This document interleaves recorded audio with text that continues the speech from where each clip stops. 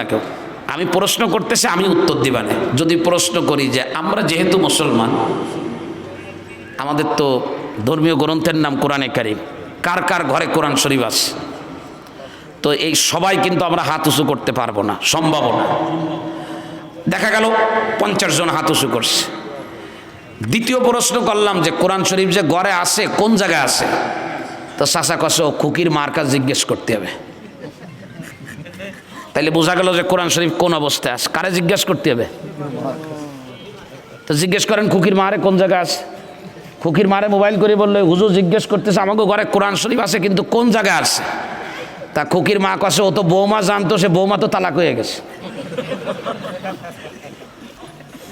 বুঝাইতে পারি নাই মনে হয়। তাসিম ভাই কই যাই? সরদা মোটে বাসেন, এদিকে আসেন। খালি সাতপু যে অসন, এদিকে আসেন, স্টেজে আসেন, স্টেজে আসেন। খেয়াল করেন আমার দিকে। তাহলে 1 নাম্বার প্রশ্ন, কোরআন শরীফ কোথায় আছে? বলে ঘরে আছে। জানে কে? আল্লাহ জানে। আল্লাহর খায় কেমন আল্লাহ জানে? খুকির মা কি বলল? কিছু লোক বললো যে হ্যাঁ আমি জানি কোথায় আছে। তা বললো ওইটা আছে আমাদের আলমারির উপরে। আচ্ছা, আলমারির উপরে আছে। আজকে পড়ছেন? না, বাদ গেল। কিছু লোক বললো যে হ্যাঁ পড়ছি।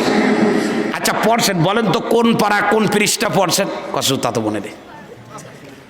আচ্ছা কিছু লোক বললো হ্যাঁ আমার মনে আছে। আচ্ছা যা পড়ছেন তাকে আপনি বুঝেন? তো বুঝি না, বাদ গেল। লাস্টে 2-3 জন বাকি রয়েছে, ওরা বোঝে। জিজ্ঞেস করা হলো যা পড়ছেন তাকে আপনি মানেন? কসু আজকে যা পড়ছি ওইটা মানা সম্ভব হবে না। কি পড়ছেন বলেন? ওই জায়গায় পড়ছি যে সুদের কারবার করা যাবে না, কিন্তু আমি তো বোঝেন তো বুঝছেন আমার 4-5টা ছেলে মিলে এরপর ওই 4 তলায় রড বাইর করে রাখছি, ইয়ে না করলে আমার তো কোনো অন্য কিছু করার কোনো যোগ্যতা নাই আমার।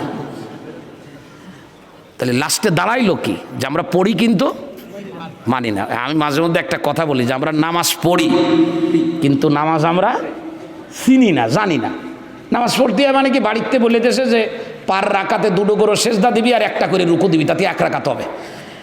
এইটুক শুধু জানি, এর বাইরে আর কিচ্ছু জানে না। 3 আল্লাহর বান্দা একসাথে নামাজ পড়তেছে। তো একজন পড়া